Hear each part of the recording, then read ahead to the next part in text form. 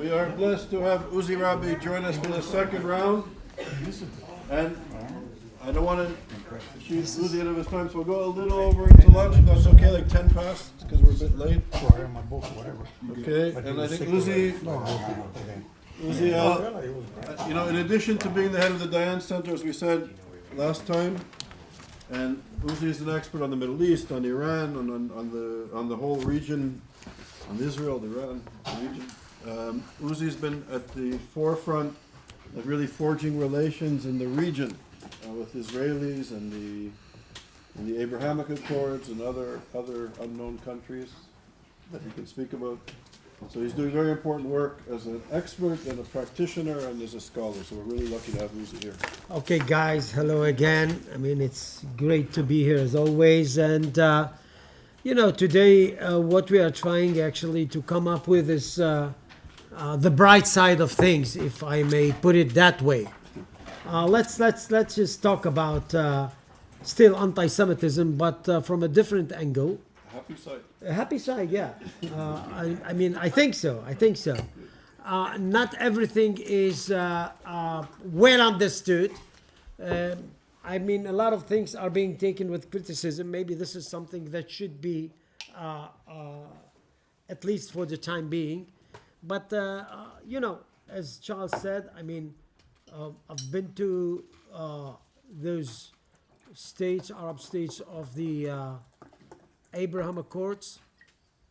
I have to tell you that I've been there actually before there was an accord. So basically we had kind of a real opportunity to experience the Arab Middle East from an unprecedented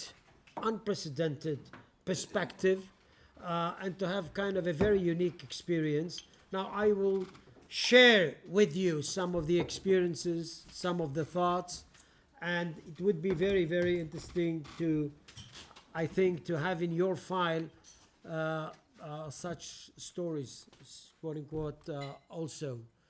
For that matter, let me just give you a short, how should I say, kind of an introductory notes with regard to the history of the Arab Middle East.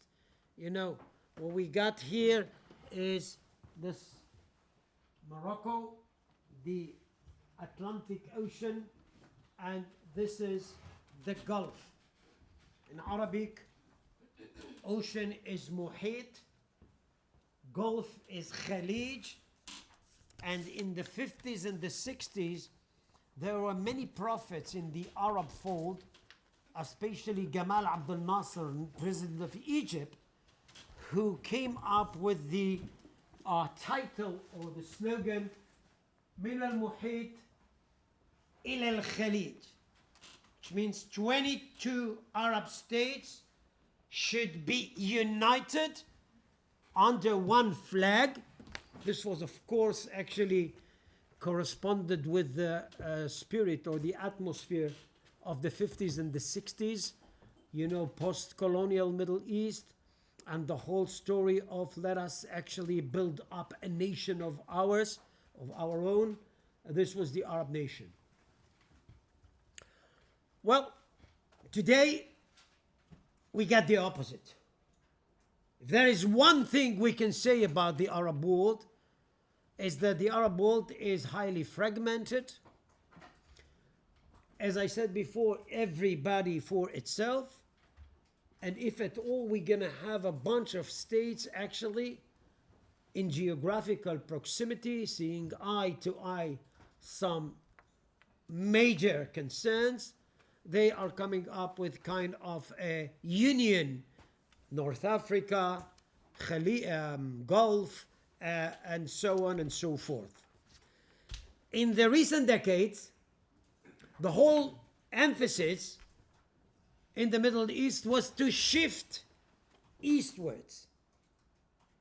Even when you go to Middle Eastern studies, at least in Israel, and I think in some universities in the world, the focus had been always in the 20th century, the eastern flank of the Mediterranean, where Israel and its Arab neighbors are.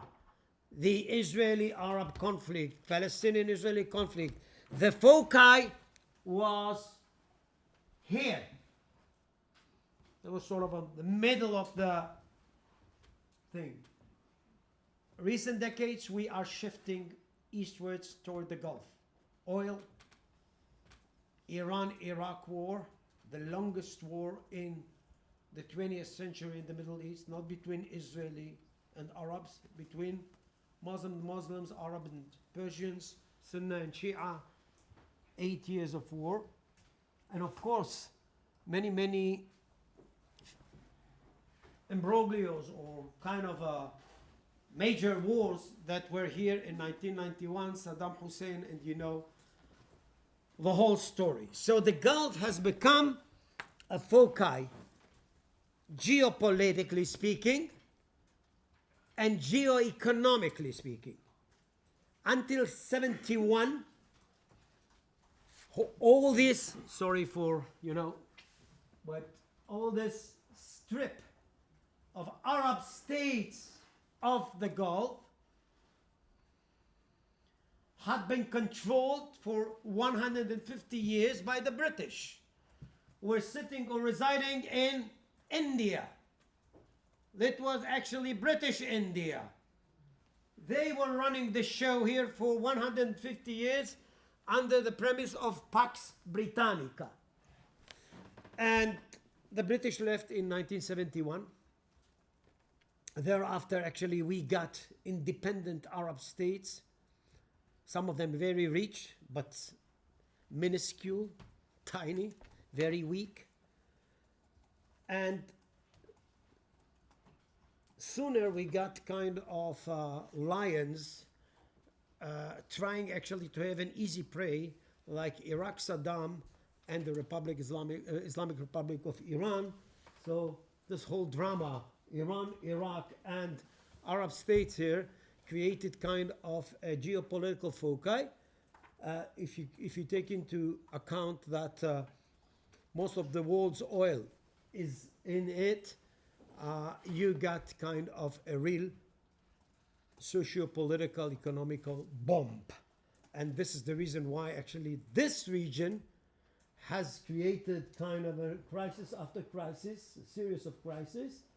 And what we are trying to do here is just to get the story of United Arab Emirates. So here is the Gulf. See that? Gulf in Arabic is Khalij. If you stand in Abu Dhabi or Dubai, on the Arab side, you would say Al-Khalij Al-Arabi, which means Arabian Gulf. But if I'm going to go to the other side, I should speak Persian. In Persian, it is Khalij Fars. Khalij Fars is Persian Gulf. And this is not a semantic issue. This is just kind of a minor example to tell you how deep animosity is when it comes to the Gulf. Arabs and Persians, as I said before, and thereafter Sunni and Shia. There are some territorial disputes, and you have kind of a real saga here that came to be seen from the 70s, and this is why the shift, geopolitically and geoeconomically speaking, in the Middle East was to go there. Some of the states that became independent were very, very, as I said before, weak, even if they got a lot of money. One of them, help, nope, here. This is the United Arab Emirates. This is the belly of the Gulf. You see that? Okay. This is in British terms is the lower Gulf. This is the upper Gulf, Kuwait, where Saddam Hussein invaded in 1990. But we are talking about the lower Gulf. This is kind of a very, very strange creature, unprecedented in the Arab fold. This is a federation. You see 7 colors here. 7 colors. Each color stands for a specific emirate. There are 7 emirates. The biggest are, of course, Abu Dhabi.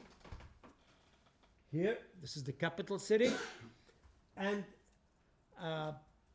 adjacent to Abu Dhabi is Dubai, in purple or violet. Okay, so we are in the story of this seven Emirate Federation. 52 years old now, very young, but pretty successful in many folds of life, but with a lot of problems, because when you have neighbors like Iran and Iraq and you are not that strong, you have a real problem. So let's just see what is the story of this state, just shortly, because I want to come to... This is exactly what happened there until the 60s. Divers dealing with fish industry, people who came from the Gulf and were to reside along the coast. In no time, actually, it was to be turned into El Dorado, Dubai, all these, towers. And of course, when it comes to such a society, very traditional, very patriarchal, you have 1,000 problems more when you have kind of a transition, very shift, with a lot of money to create sort of a Dubai and stuff like that. So always we have here the notion of how should I move forward without antagonizing my tradition. So this is a dance that you should be familiar with. A dance, for example, that the Shah of Iran didn't have the wisdom to have. If you are going to breach in the Middle East those walls of tradition, of history, you're going to create from within enemies that do adhere to your past, and they are going actually to become your rivals from within. So, whether or not you have the ability and the expertise to smoothly have this whole process of interweaving past and future, or past and present, in order to have a safer future, this is the story here. So we have to bear that in mind. What happened to this state? At a certain stage, actually this state, United Arab Emirates, this federation, had to decide whether or not, or to what extent it should, let's say, go on with the same, under the same modus operandi. The founder was Sheikh Zayed bin Sultan Al Nahyan. He passed away in 2004. Until then, the United Arab Emirates was a very tiny state, rich though, that found kind of a way by which to, have or stick itself to consensual, I would say, positions of the Arab and Islamic world. And when there was a problem, actually, they were using their money in order to buy them off. That was the deal. Purse diplomacy, we name it, cynically. Two things happened in the beginning of the 21st century, that made this state actually recalculate or refoster its future strategy. First of which was 9/11. You know that saboteurs were 19 saboteurs after 9/11. 15 out of 19 were Saudis. Two of them, one practically and one behind the scenes, were Emiratis. This was sort of a shock for this leadership, because this is a state that runs an economy that is very strongly tied up to the world market. And it goes without saying that if you are being identified with such atrocities, horrors, it is going actually to have an impact on our relations with you and your economy and your performance and everything. So this is the story of Dubai. A minute Dubai is out of the wheel, it's doomed. Always has to go on, and Dubai hasn't got a lot of oil, just minor quantity. The richest is, of course, Abu Dhabi. There, a bell was rung. What happened here? They were to discover that those guys, actually one of them who studied in Germany and was part of the company, so to speak, of the saboteurs of 9/11, was an Emirati citizen. And some of the money, actually, the saboteurs were to get, and Al-Qaeda organization were going through UAE informal channels. Sort of a banking which was, owned by private firms. It is called Barakat. And basically this was the channel through which some of the money to those saboteurs were to actually have its own way. Excuse me, you said Barakat? Barakat.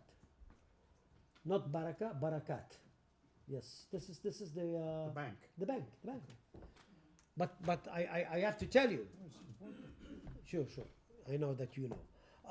Barakat is not something formal. It's not that the leadership of the UAE was supporting.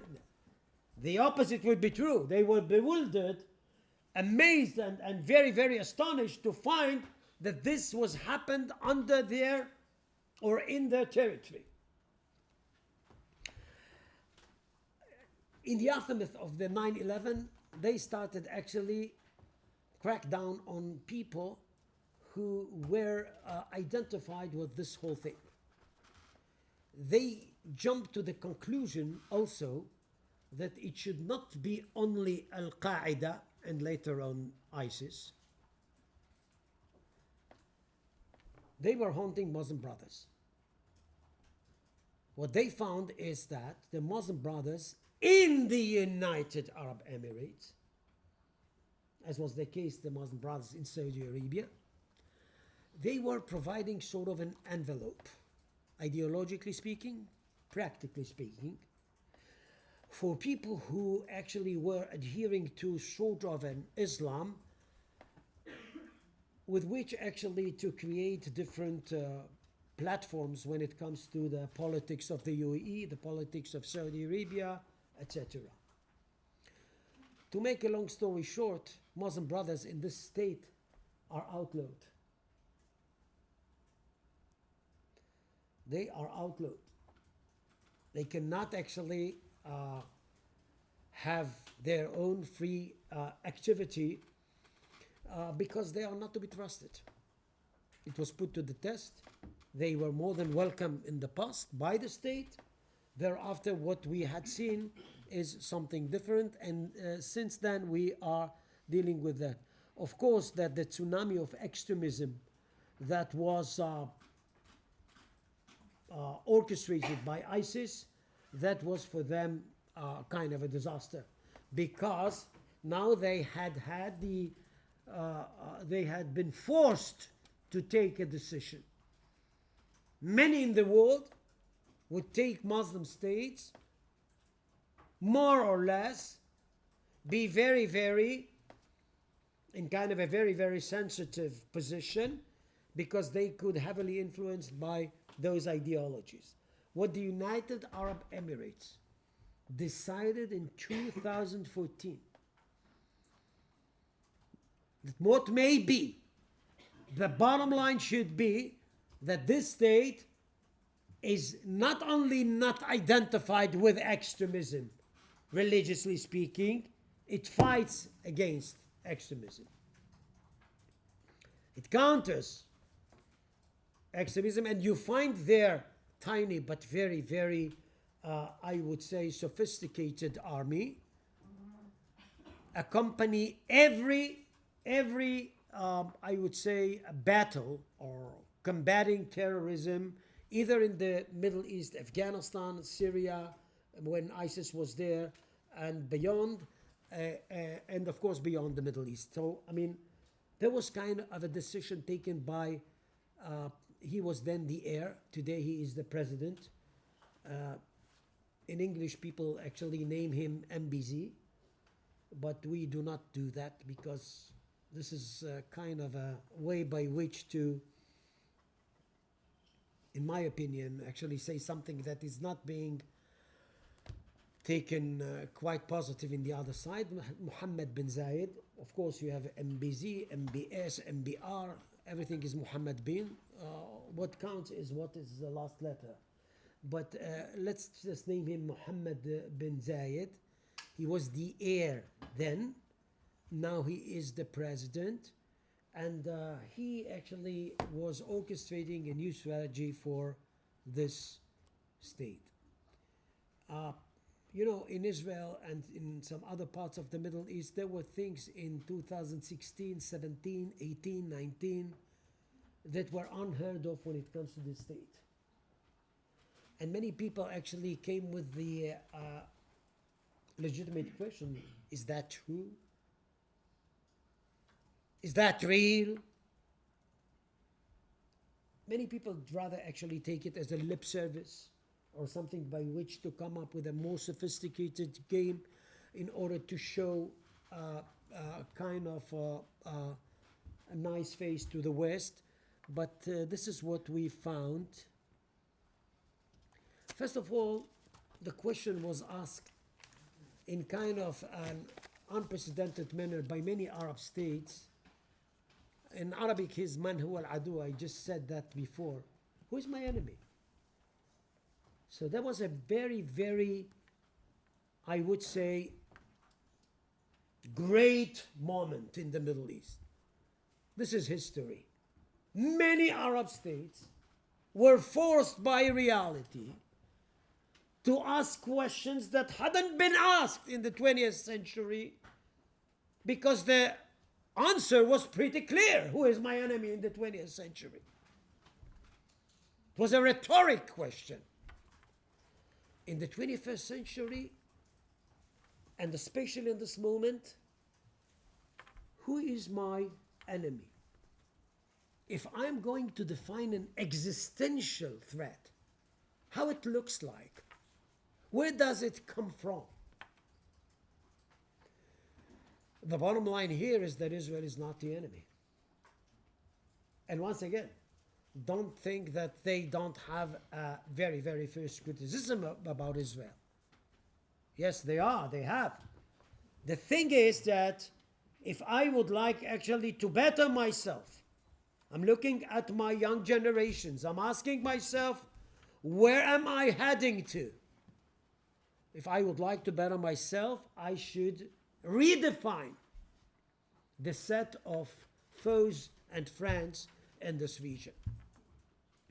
And in this redefinition or revisiting who my enemy is, etc., we got something which is, once again, very, very major, very, very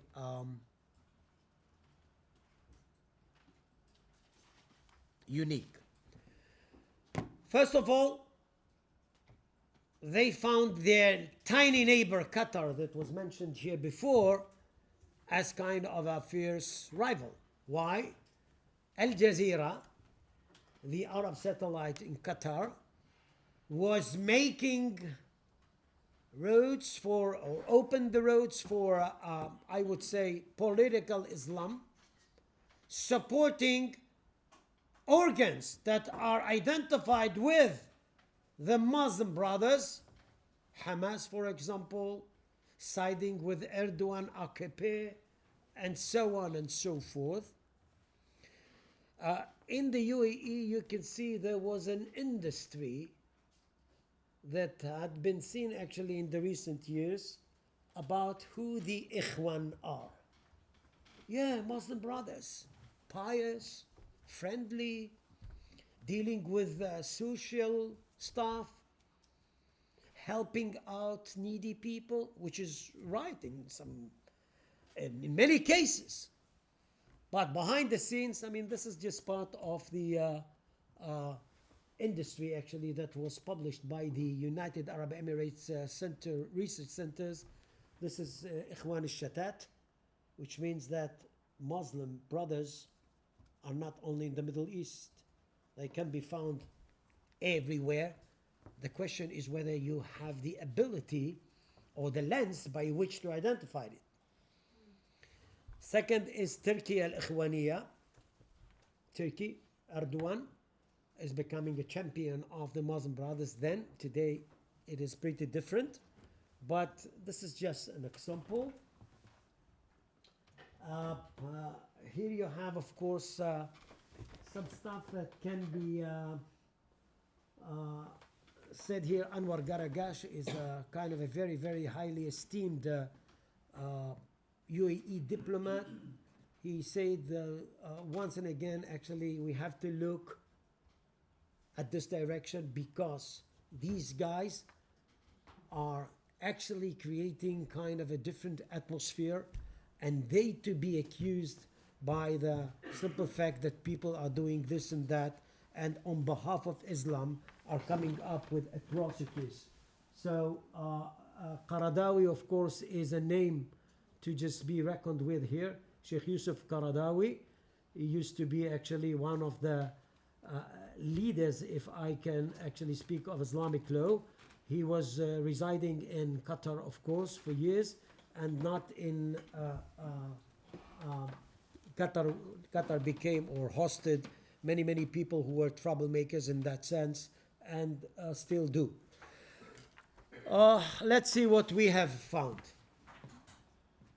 In 2015, a law was passed to combat discrimination and hatred in the UAE. You know, you get it and you see what's going on here. This is a state which would, be defined by any Westerner as a dictatorship or sort of an absolute monarchy or whatever. We have here 8 million foreign workers and less than 2 million citizens, but things were coming through and made you actually deal with that. In the first place, you are very suspicious, of course, and you take it as kind of a lip service. 2016, establishment of ministerial post to promote tolerance and the creation of a nation tolerance program. Tolerance, this is kind of a big issue here. In Arabic, it is tasamuh. So a lady, young lady, was appointed Minister of Tolerance in the United Arab Emirates. Once again, this was very, very strange, and a double check was called upon. But this is something that we should. I want to inform you because this came to us in kind of a very, very strange way, and thereafter we had in abundance many indications that it has become of a rally. This is part of a big thing. Institute of Tolerance and the Year of Tolerance in 2019.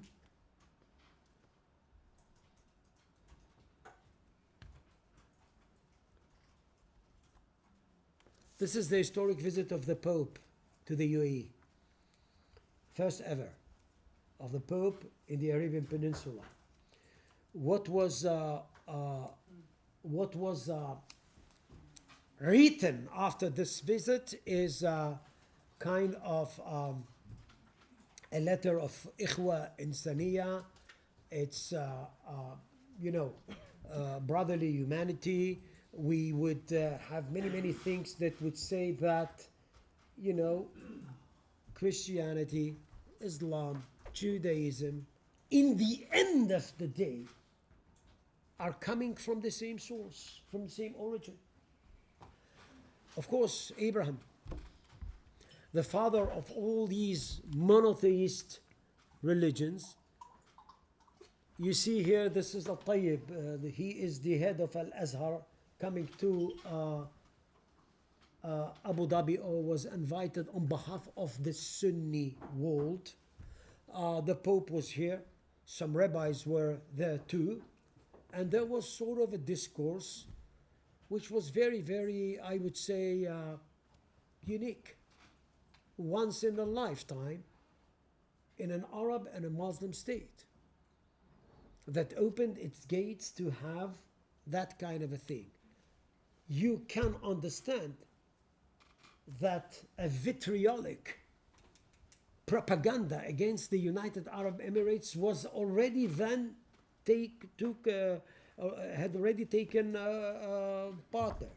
I mean, we got kind of a very, very, I would say, harsh criticism coming from Iran, from Turkey, from many Arab states, you know, to host the Pope in an Arab land in the Arabian Peninsula. This was something that irritated many in the Arab and Islamic fold. This was 2019. This is a stamp which was actually produced in 2019, commemorating what calls in Arabic Am al-Tasamuh, which means the year of tolerance, as I told you. You know, what we can see in Saniya, humanity, Am al-Tasamuh, year of tolerance. I don't want to go in that, but you know, a bunch of motives, ideas, sayings, slogans that encourage people to think in a different way, in which actually the other is not necessarily my enemy. At times he could be or she could be my friend. What counts is whether I am able to understand his or her difference in comparison to me. And once I do internalize actually what the difference is, from that stage we can have kind of a platform on which to cooperate. And then we got to the US textbooks. We've been there. It's not kind of a whim. We just researched that. What do or does a student, a pupil in the second, let's say in the 5th or 6th grade have when it comes to the curricula? Of course, how Israel is being portrayed, that for sure, but not that only. How is the other is being portrayed there? And in this state, you have a cosmopolitan flavor. You have Baha'is, you have Sikhs, Buddhists, Jews, Christians, of course, Muslims, Shiites, Sunnis. Everybody actually could do the job, so to speak, when it comes to worshiping your religion. But let me just read you something that would be very, very telling.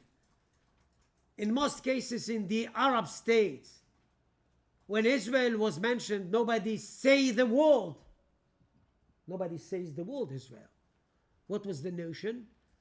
Al-Kiyan al-Sahayuni, which means Zionist entity. Zionism was kind of an idiom by which to demonize the other, of course, in that case Israel. Here you have Israel. We got maps of the Middle East with Israel in it, not Palestine. We got many, many things that told us that, yes, Palestinians have a problem. And we, Emiratis, have a problem too, because we have to strive with everybody to kind of a solution of the Palestinian problem, but not by annihilating Israel, not by demolishing Israel. Loud and clear, Israel is a state. It has the right to exist. And this was the best gift Israel had ever got in this Middle East. Yesterday, I've been interviewed day and night about this normalization with Saudi Arabia that is in the offing, according to something that was actually published in the Wall Street Journal. And this is a big thing, actually, normalization with Saudi Arabia. But you have to just bear this in mind. Any time, every step that normalizing relations of an Arab state with Israel, this is another progress Israel is making toward a better future. Because we as kids in Israel, actually, let's say 40, 50 years ago, this is my case, more so, we were educated, not educated, that was the reality. You are against everybody. There were songs about that. There were rhythms about that. This is how you grew up in Israel in the 60s and the 70s. You are alone. You have a very tiny state. I wish we could go back to the map, but you don't need that. You know how big Israel is, territorially speaking. And around us, there are a bunch of enemies.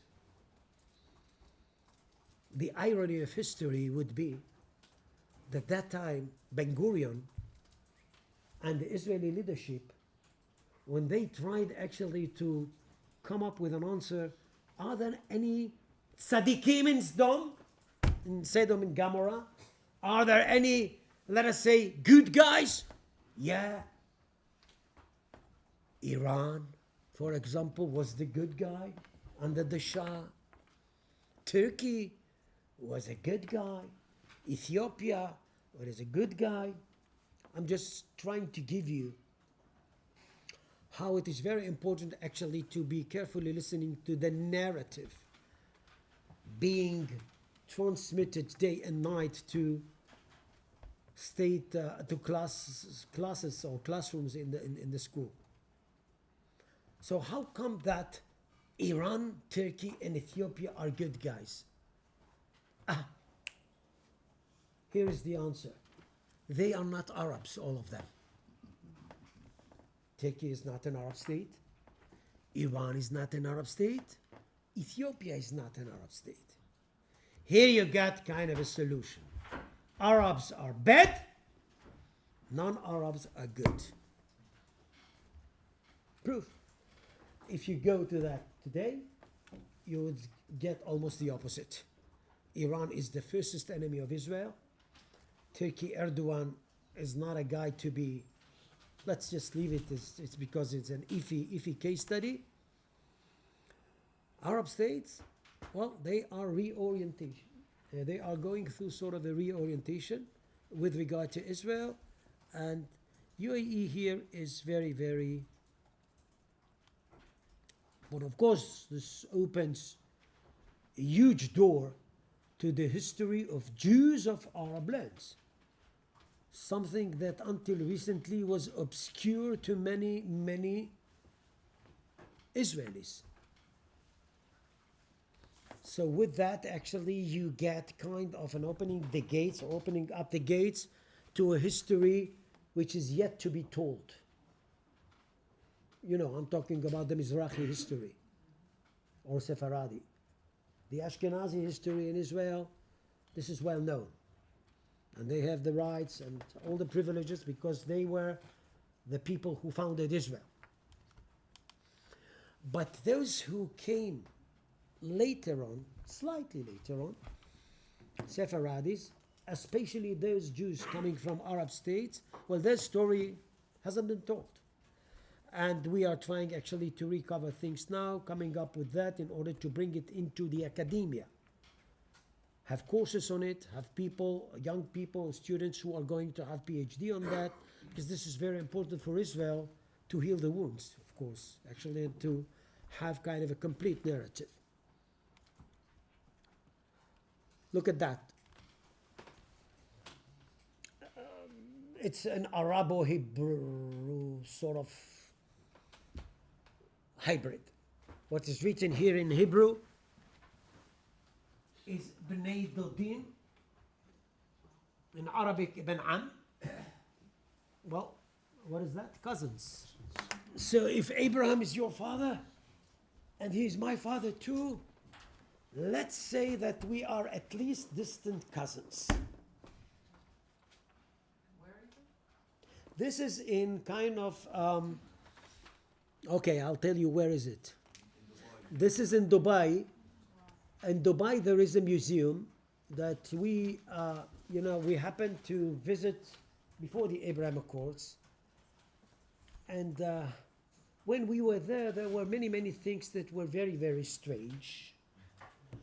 Because as I said before, actually, many, many chambers were commemorating the, kumbaya thing. We're going to sit together, Muslim and Jews and Christians. Let's do convivencia. In Spanish, convivencia is coexistence. Let's go back to Andalusia. And the first moment you see, you say, hey, that's a real joke. But then, this is what we got in that museum. This is the museum, if you would like to be there. It is being run by Ahmed al-Mazrou'i, which is my friend. Sorry? Where is it? What? The photo's missing. Sorry? The photo's missing of the museum. Come on. Just a minute. Okay. This is Crossroad of Civilization Museum. Okay. That was what we were very, very amazed by. Wow. A chamber which is commemorating the Holocaust. Wait a minute. There is a conspiracy here. Somebody knew that we are coming. And, you can't believe in that. Wow. Look at that. This picture, which is well known, of course. Can you, Photo, sorry. I was just sitting with my friends. He's running the museum, Ahmed, and I asking him actually, what is that? Are you serious? And it is. I discovered that he is basically a private collector. He's very fond of this stuff. He is commemorating his own legacy, but at the same time, this inter-religious, I would say, discourse. And when the Abraham Accords came, he was to be boosted, that guy, because that was part of the whole thing, and that had become a museum that every Israeli and Jew, I don't know how many Emiratis are visiting that, but is visiting this. Uzi, what, do you know what these icons mean? Yeah, once again, this state is very, very, very, very difficult to understand because, they do afraid that when they are moving forward, a hollow sound from the past is going to go for you. So always you are having that dance. All these are from the desert. This is ibex or oryx. I'm not that much of an expert on that, but these are kind of symbols taken from different civilizations. Different civilizations in the Arabian Peninsula, in other parts of the world, in order to say that cultures must work together. Religion is not something that differentiates necessarily me and you. Religion could be sort of a bridgehead by which we're gonna work together. This is Ahmed in Auschwitz. Yeah, he insisted of being there. He dressed that way. And this is, something that you should actually look at. This is Noura Al-Ka'bi. She is a minister of youth and women, I think, the Holocaust was a crime against humanity that had far-reaching consequences and cannot be condoned. I mean, this has become something that was said back and forth, time and again. And when you got back, in Israel they said, it's too good to be true. In a million years, you won't get that from an Arab and a Muslim world. I don't blame anybody for coming up with that. But you had to be very, very hesitant before jumping into conclusion with regard to that. Yom HaShoah is being commemorated in Abu Dhabi. Unreal. This is kind of, and she would let me actually this is a lady from Bahrain, an Iraqi Jew that migrated to Bahrain. I mean, her grandfather. She used to be the first Bahraini ambassador to the US. Her name is Huda Nunu. And here actually she is coming up with Yom HaShoah. Let us commemorate and do the Remembrance Day here.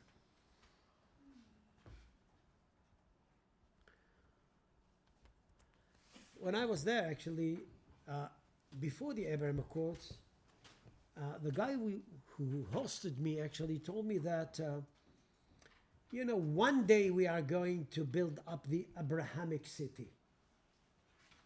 I was so confused there. And I said, okay, what now? Tell me, what is the Abrahamic city? And he said, we're going to build up 3 monuments side by side, a mosque, a synagogue, and a church. It would be named actually the Abrahamic city. It was 2018, I think. And I said, now I am completely actually sure that all this is just mirage. People are selling stuff which is very, very far-fetched. And, I got back, and when the Abraham Accords was signed, when we got there, I asked him once again, do you remember that 2 years ago, actually, you were talking about Abrahamic city? He said, yes, we are starting to build it up. And then my Israeli not so generous curiosity actually came up with something. Can I see it? I mean, the beginnings or something like that. And you don't do that with these guys. You don't push. This is a very, very kind of a grave mistake when it comes to one-on-one. But since I pushed, he said, okay, if you insist, let's go there. You see nothing, it's desert, but it was nearby the Louvre. If you know Saadiyat Island in Abu Dhabi, that was the beginning of that. And I told him, so what do you think, when it is going to be inaugurated?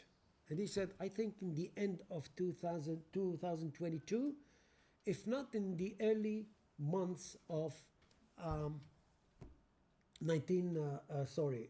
2023. But rest assured, when it is there, I'm going to send you an invitation. I've been there actually in the 1st of March, 2023. This is the Abrahamic Center In Dubai. in Abu Dhabi. In Abu Dhabi. Oh, sorry. Abu Dhabi is the capital city. Dubai is for fun, business, money. It's, it's the, Dubai is the Jerusalem. Dubai is the Tel Aviv. Abu Dhabi is Jerusalem, so to speak. I mean, I was there for the first Shabbat, probably the week before you. I have to tell you that, you go there and you don't believe in that this is what you see. And you still think that maybe it's sort of a dream or something that would, kind of a passing phenomenon. But it's there. This is the Abraham Accords. So, what's the whole issue is? What's what can be found behind that? Yesterday interview, I was interviewed, as I said, about Saudi Arabia, and I was attacked by the interviewer because he said, how come that Saudi Arabia wants to have normalization with Israel? What for? What they gonna get? Things that can tell you that, in the Middle East you have kind of a gap which is unbridgeable at this moment, and it has to do with the back of mind of people about who the other is and how should I treat him. So culture is very important in order actually to start solve some stuff here. But I think that we got sort of a picture saying that if Israel is not my enemy, and I know who my enemy is, it would be Iran, it would be Islamic extremism, a la Qaeda or ISIS. We have to stay away from that. If we are going actually to be identified with that, we will have no future here. Second, and this is something that I actually hinted to in my previous presentation, Mother Nature. Mother Nature, these are states who are really anxious about the post-oily period, the day after, so to begin to have this syndrome. Renewable energies, they are supporting a lot of things that are going between Israel and Jordan, financially speaking, platforms of solaric energy, agrotech, Masdar City. This is the first sustainable urban community nearby Abu Dhabi, based on those. They are part and parcel of what we have in the Mediterranean. Israel builds up many cooperational, I would say, systems regarding natural gas with Cyprus, with Greece, with Egypt. That could go on to Morocco, that can go to Italy. And this is kind of a platform which goes against the whole logic.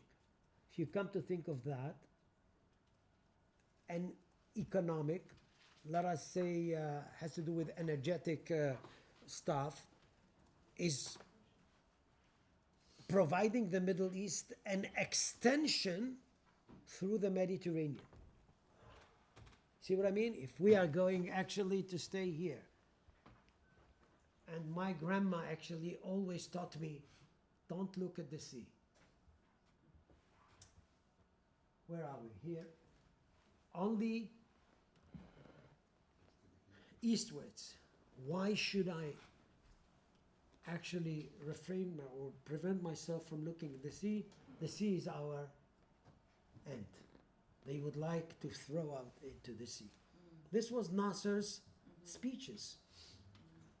We're going to smash them and throw them into the sea. In Arabic, of course. Sea is an extension.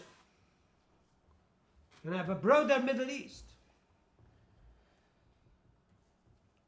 We're going to dance with Zorba, or what can you have? But, Mediterranean is something which is very sort of a common denominator for, in my opinion, Greeks, Italians, Israelis, and others. We know that. Can we make it sort of another platform by which to build up broader cooperations? The notion is pretty clear. Once a state is becoming highly benefited from kind of a scheme or kind of an initiative which is being implemented, it would be very difficult for that state to go back to status quo ante. I can tell. Yeah.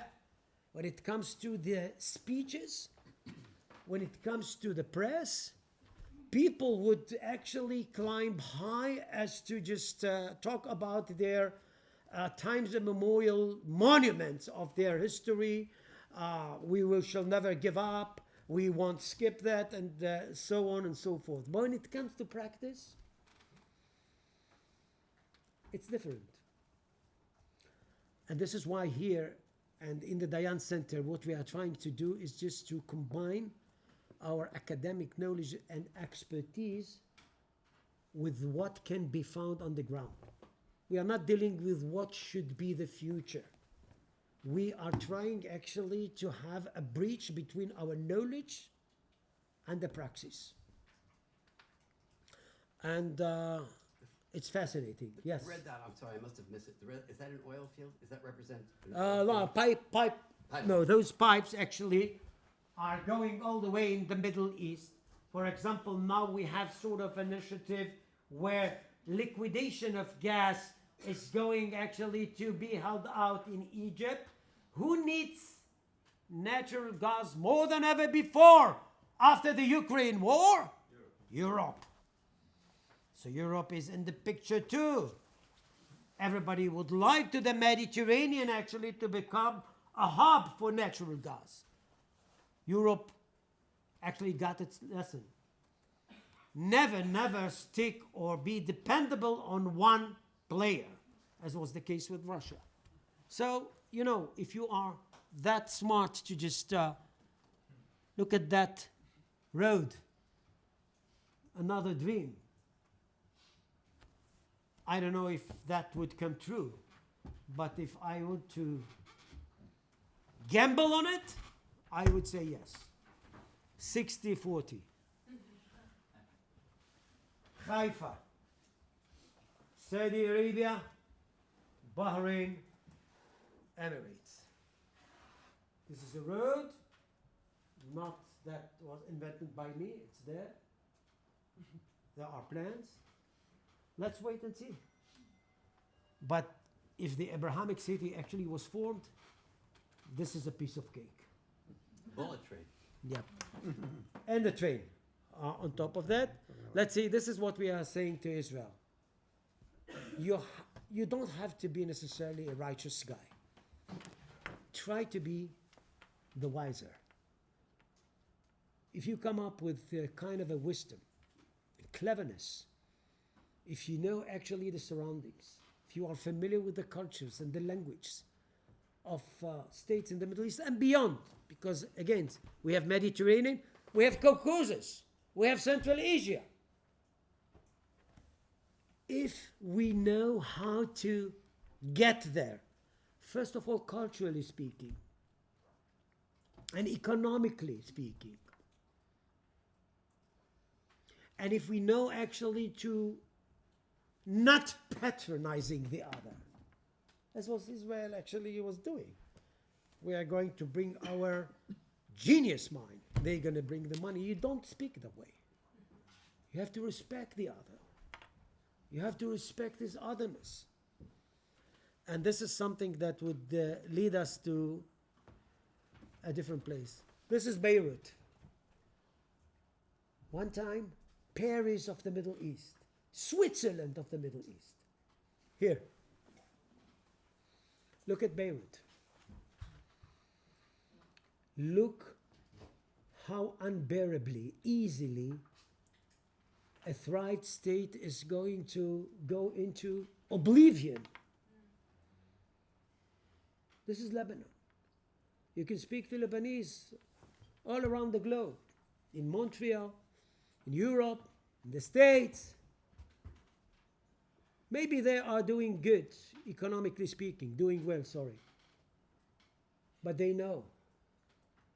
راحت علينا لبنان.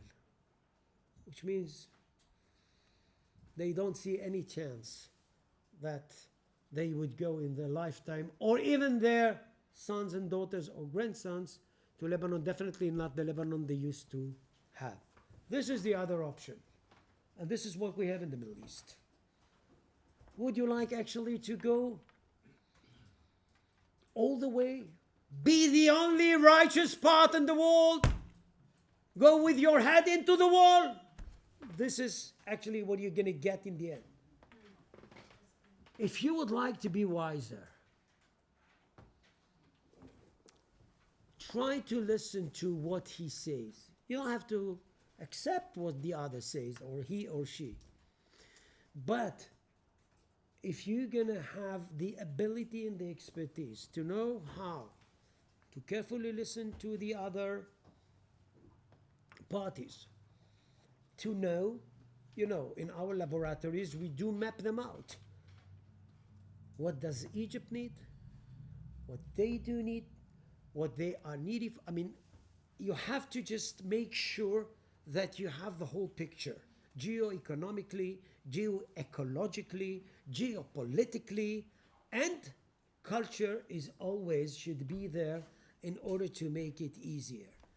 This is an ongoing march, fascinating in my opinion.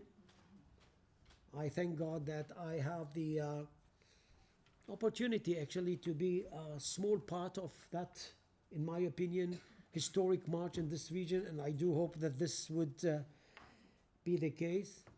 And I would stop here, Charles, I think, and is that okay?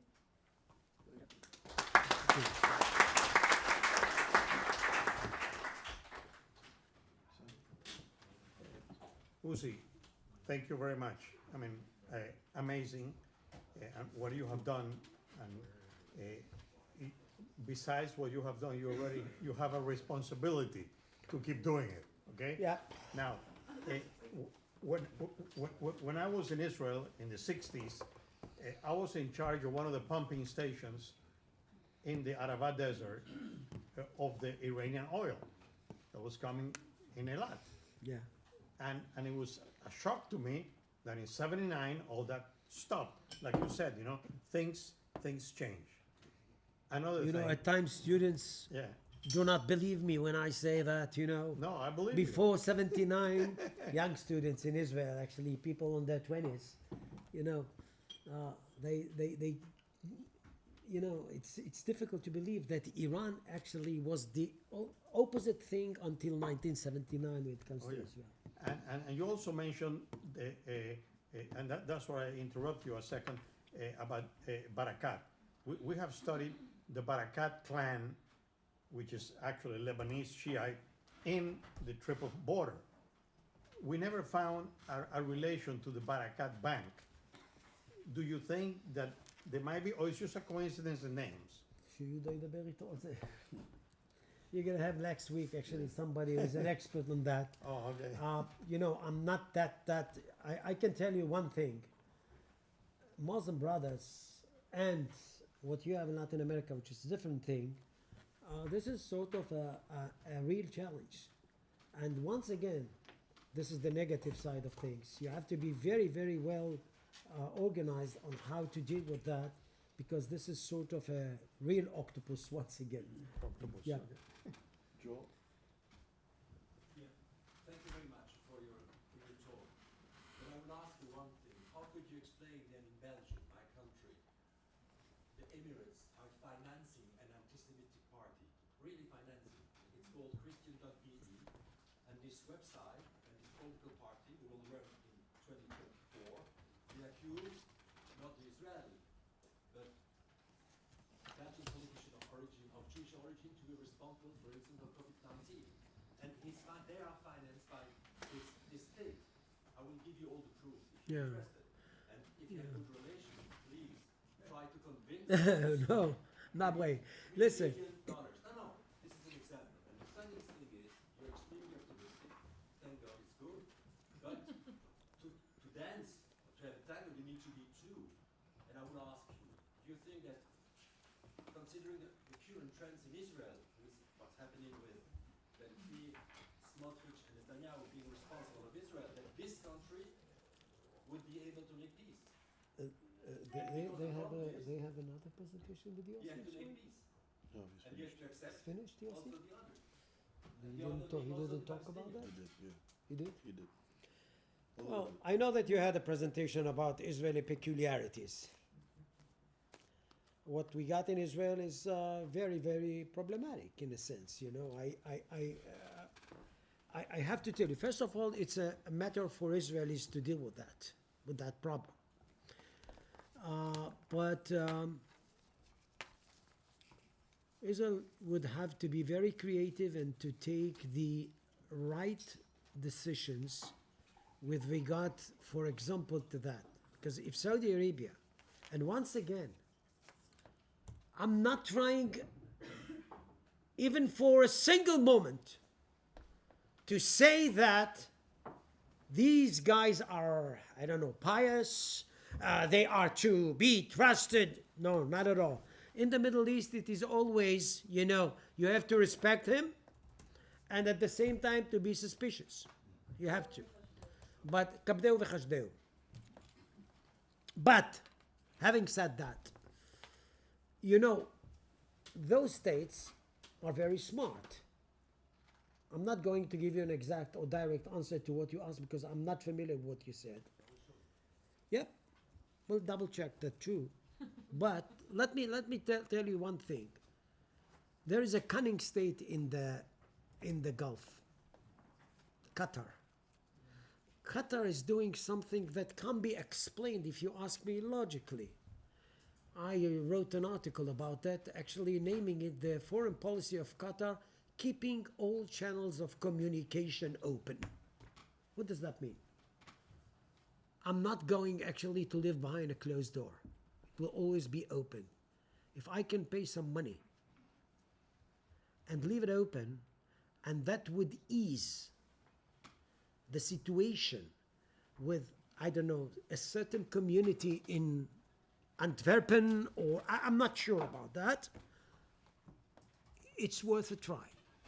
Because in the end of the day, it has to do with money. They used to be that big time with the really, really bad guys. They won't do that anymore. And this is something that, tells you that in the end of the day, you have to be suspicious. You have to be just, I'm not buying anything. But what can I tell you? I'm sitting in my classroom. I'm teaching a course on the United Arab Emirates or Bahrain. Students, Tel Aviv University. And there's a student actually coming up with she's coming up with a question about women in United Arab Emirates. A very, very sensitive issue because this is in the end of the day a patriarchal society. And you say, you know what, this is a very good question. Let's just read some stuff about that and let's just discuss it in our next gathering. And then I'm just having a phone call to my friend in University of Abu Dhabi. I asked her whether she could actually come up Zoom and talk to my students on that sensitive issue. And she says yes. I'm coming the next lesson, and we are opening up the Zooms, and they do talk to her, asking her stuff that in a million years they wouldn't even dreamed of actually asking the other side. The second half was actually a seminar in the Emirates with the same students, Israeli students. Think of this experience for Israelis. This is not Egypt and Jordan. When you are in Egypt, in Cairo, in Rabat, in Amman, I have many friends there and I like it. But I can tell you, the atmosphere is different. Something in the air is not well taken. When you are there, and that would be, every tourist will tell you that, not only Israeli, you feel safe. Almost like in Oxford. Maybe even less, more than that. You have kind of a different spirit. So, Logan? Thank you for the talk. My question is, how anti-Semitic beliefs declined in the Atlantic population in recent years? Like, have these tolerance initiatives been successful? I can't hear you. Can you speak up? Sorry for that. How anti-Semitic beliefs declined in the Emirati population in recent years? Like, how these tolerance initiatives been changing beliefs in the Emirati? Big time. You cannot abuse somebody for his not be anti-Semitic and just, say something like let's say, sorry for that, a Jew. You can't say that. Because you are going actually to be arrested for that. You cannot say that against a Buddhist or any other. The thing is that it's a top-down affair. It's not bottom-up. But you know what? I do believe now that top-down works. Not 100%, but partially. And you can see that. Yeah, no, I haven't seen that kind of an expression. And when it comes to tolerance, it's all over the place. All over the place. It is a good question because once again, it's a top-down thing. And many people would say, hey, how do you know that people do internalize that? I tell you what, I mean, disabled, for example. You know how they are being, what is that in English? I know it in Arabic. People of determination. This is how they would define disabled. And they are the first country in the world, or the first state in the world, in terms of creating all these facilities would be accessible for the people who are not able actually to move. You would say that, you know, there was a kind of a handicapped woman here in my neighbor, and she said, I would like to go there. You know, Israel is in the first place actually said, wow, Arab Muslim state, and people got back saying that we didn't feel that we are Jews. I mean, nobody actually gave us the feeling that we are different. And this is big for Jews, basically, in Arab and Islamic states. And she said, I wish I could go there, but, you know, I am with a wheelchair, I can't. And we talked to some friends there. You know, you could get there the most comfortable, actually, journey as a tourist when you are wheelchaired, actually, basically. And she went there, and it went smoothly. And you know, it is, you are coming to my tent. This is, you know, if I would try to provide kind of a cultural response to answer to what you said, once you are in my tent, you are the king, not me. This is a very, very deep principle coming from the Bedouin deserty society. Israel actually was assassinated in 2010. A Hamas guy named Mabhouh. That was an imbroglio. Because they said, and I can tell you that, last time you are doing that, you should not do such things in my tent. Not to my visitors. You see, I mean, what I'm trying to say, first of all, yes, I mean, it's big time to your question, but if you know how to conduct your, you know, your behavior when you are there, when you talk to them, and you can adjust yourself to the circumstances, you can move forward pretty well. There is a quote that was adopted by the Spanish diplomats, and they studied in the Spanish Royal Academy of Diplomacy, called, did you say, las palabras las carga el diablo. The devil, No, the devil, right? yeah. Or it weaponizes the words. And I received a mixed message, actually, when you were saying that we can partner with them, but not trust them. It sends me back, actually, to what I was listening just a few days ago, that we host Jews in all Europe. We work with them, but we don't trust them. We keep an eye on them. I'm not putting it that way. But this is No, what no, this no. is the way it's perceived. Be suspicious. This is actually kind of a lifeline in the Middle East. What do you want me to be? A guy which would be full of naivete? No, I mean, you can't have that in the Middle East. You have to be very, very suspicious, not in the negative manner, okay? Not in the negative manner. Remember one thing. You know, you are dealing with your own the fate of your own country. And you are coming up with some very, very new ventures and new initiatives that are you are very thrilled about that. But you cannot be carried away. I always tell myself, because people say, hey, what happened to you? You know, at times I feel like, Lawrence of Arabia. You know what happened to Lawrence? Lawrence was trying actually to get into the conference in Paris in 2019, after the First World War. And Allenby was asked, should we let Lawrence in? And that was the question, no. And they asked, why? The guy was actually the orchestrator of the Arab Revolt. He came with Prince Faisal. They are here. And he said, hey guys, no, not guys, he didn't say that. He said, Allenby said, Lawrence, he is too British to be an Arab and too Arab to be a British.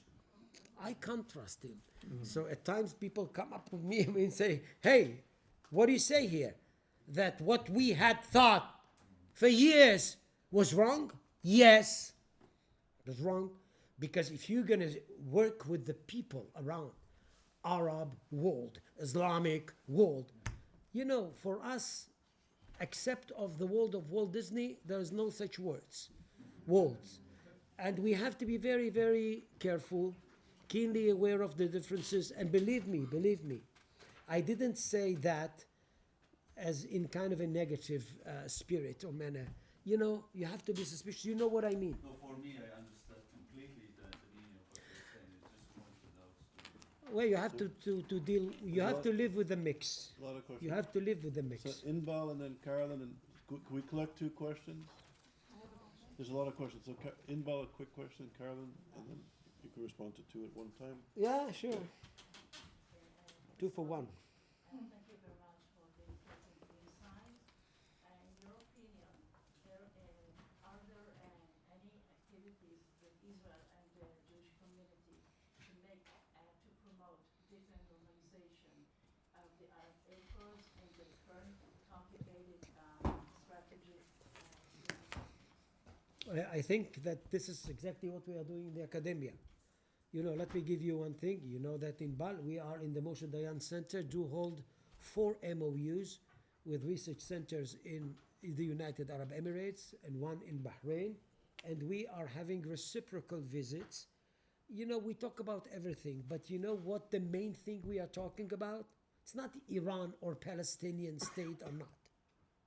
We are talking about students exchange. We are talking about narratives. We are talking about actually having kind of a joint venture when it comes to religious discourse. We sent our students to sit in this museum and others with Muslims and Christians and others to just talk together. In the academia, you have the privilege to go through the cultural, historical path in order to set the stage for things to come. And this is exactly what we are doing. Yes, definitely. Carolyn, very brief. No, okay. Aaron, quickly, briefly, please. I can just ask him in private. It might be a longer question. So, you want me to ask it? Yeah. Yeah, be brief, but go. 2020, I was in a White House briefing on anti-Semitism, did the invocation. Speaking was Elon Carr, special envoy to fight anti-Semitism, then Avi Berkowitz, who was instrumental in writing the Abraham Accords. And I left the White House just so amazed, like, this is gonna happen.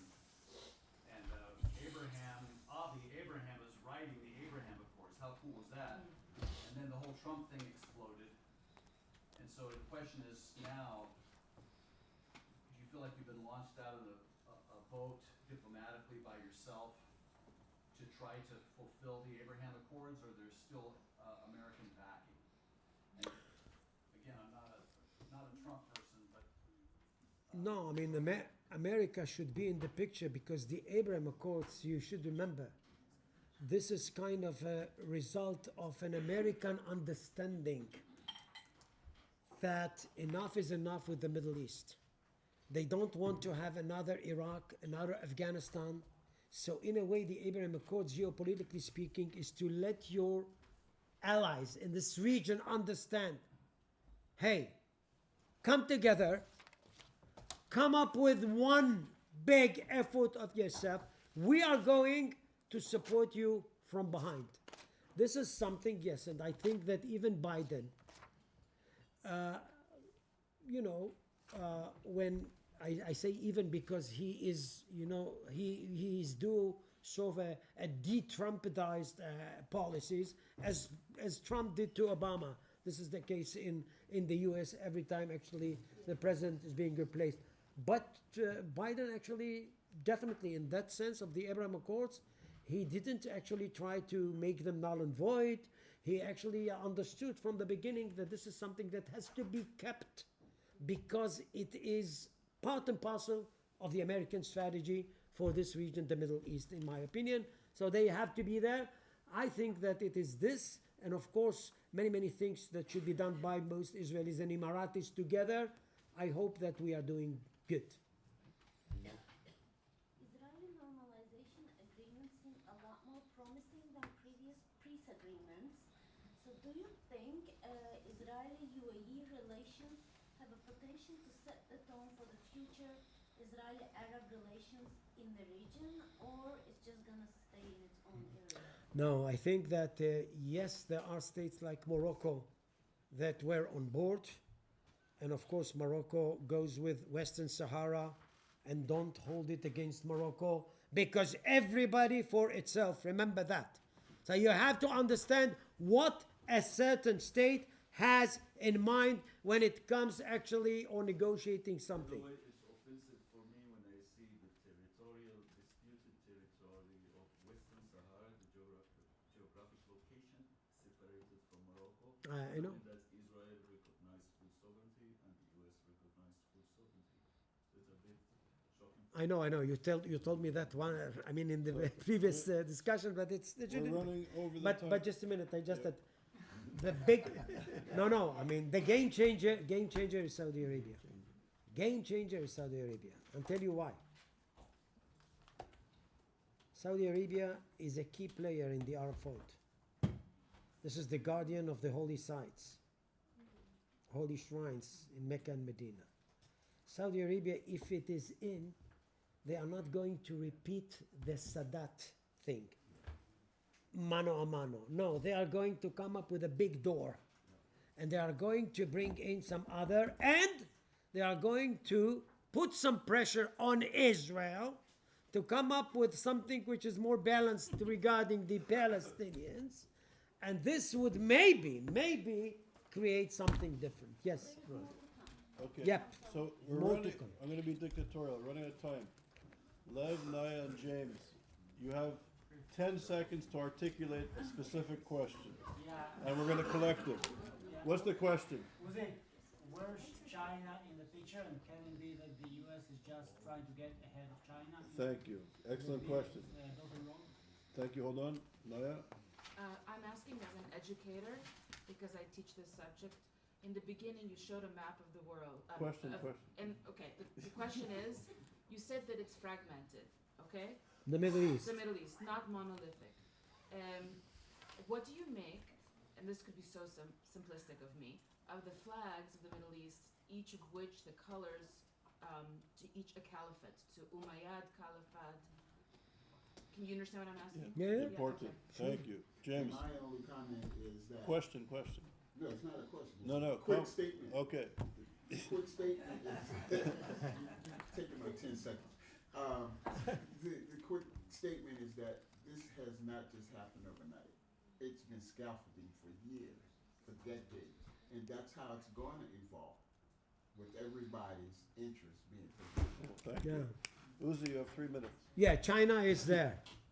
And when Blinken is, the foreign secretary actually is visiting Riyadh, it is also actually to just appease the Saudis and make sure that they are not tilting to China. Remember that what the Saudis and the Iranians did together is an agreement. Who was the broker? We talked about it before. China. no, America wouldn't like actually to leave the door open for China from top to bottom. Definitely there are just checks and balances here, and I think that this is also should be taken into the account, what you just said about China. But China is all over the place.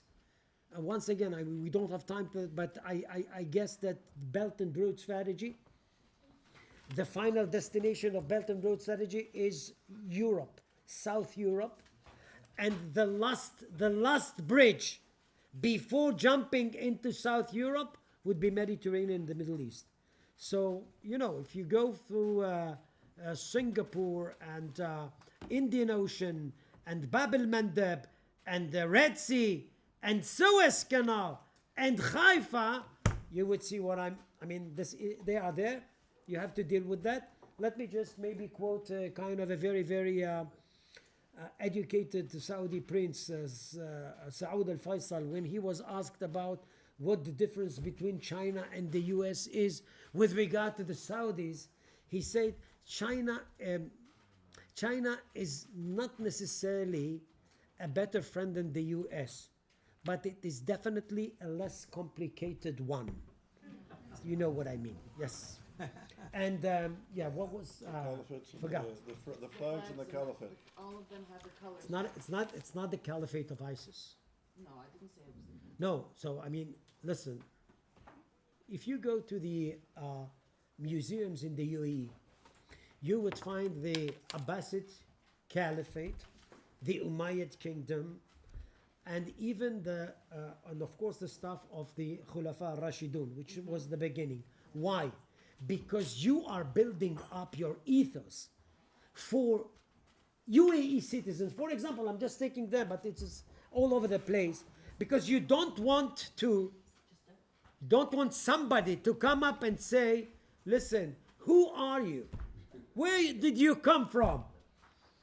Everybody is appropriating those caliphates in order to have a multi-layered rich history with which to build up a real ethos when it comes to citizenship.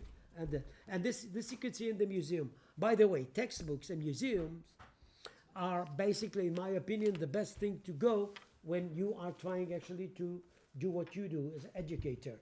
This is definitely very telling if you're gonna delve into it and just glean from that many.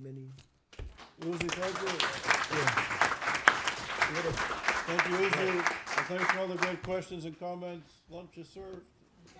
Enjoy. See you at 2:30.